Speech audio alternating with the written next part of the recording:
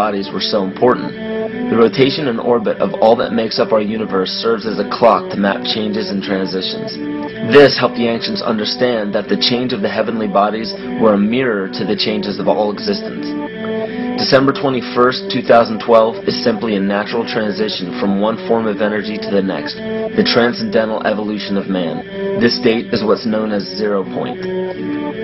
Our sun, as well as our planet Earth, is losing its magnetic field as the Earth is slowing in its rotation. All the while, its base resonant frequency, also known as the Schumann cavity resonance, is increasing in accordance with the predictable sequence of the Fibonacci theory.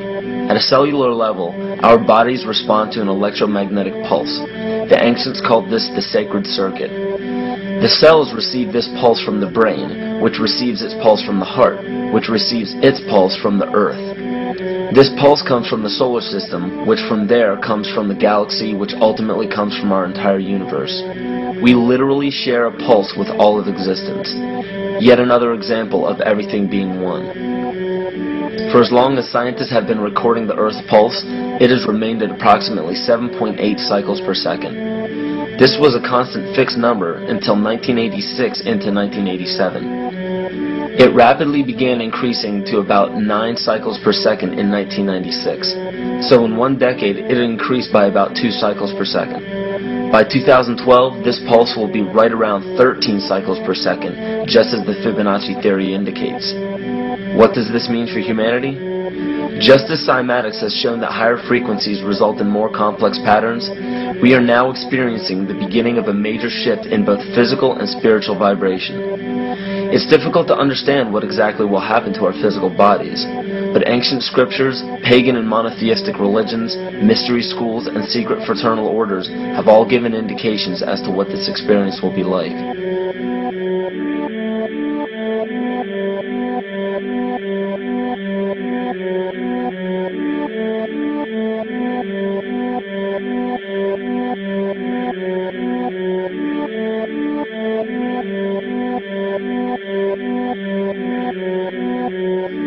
This will be the shift of the ages, the transcendental period of monumental changes to humanity. Those unprepared for this transition will likely not be able to cope with the rapid changes in the psyche.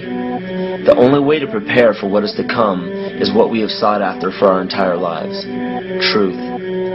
Not the truth about governments, commerce, religions, terrorism, or anything external, but the truth within ourselves, within our psyche and our shadow self.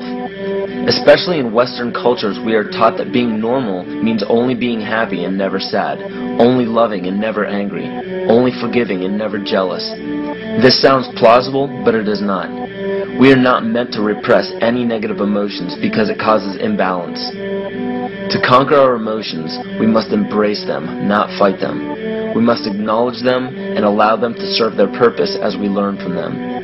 The ancient Essene culture left teachings dating back about 6,000 years. They taught that our relationships with one another, with the universe, and with situations and events are mirrors of the parts of our psyche that need to be cleansed. Author Greg Braden beautifully explains this entire segment at great length in his work. His hard work and understanding of these subjects contributed largely to the marriage between science and spirituality. It is very important to understand that when you fear loss, fear death, fear war, fear terrorism, or fear change, you are giving others the ability to control you based on those fears. When you fight against poverty or against racism, when you fight for relationships or for freedom, you are outwardly attempting to repress that which has been placed before you to conquer inwardly. These situations are mirrors of our fears. This is why it is important to love and only love. Love those who stand with you, but especially those who stand against you. Don't look at your fears as a threat. Rather understand that this material world is only a physical manifestation of either the love or fear in your consciousness. It's as plain as day. All you need to conquer in your life is in your face. If you want to understand what your true inner fears are, analyze your ambitions and your inhibitions. Everything explained here about the esoteric agenda of the elite few at the very top is nothing to fear. They have been at work for thousands of years behind the scenes to manipulate humanity, and it has worked. Until now.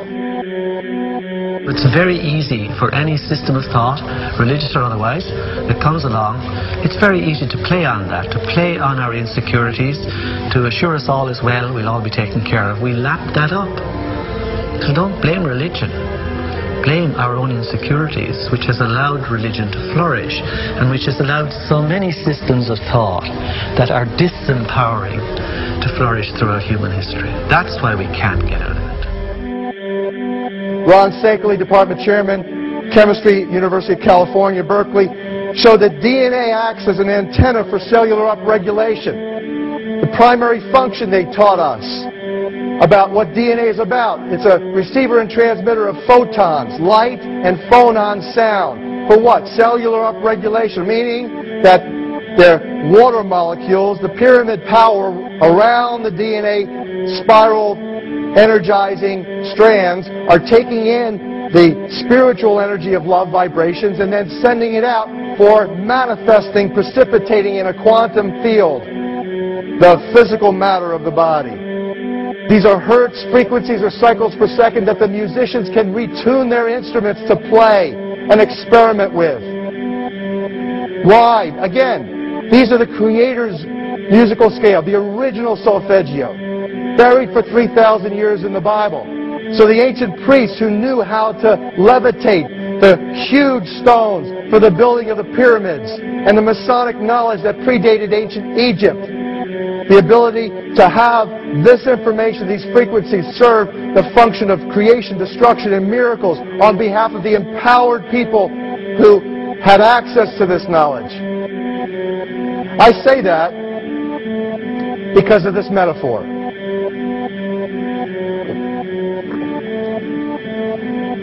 This is the difference between the power of our Creator and anything else, particularly evil.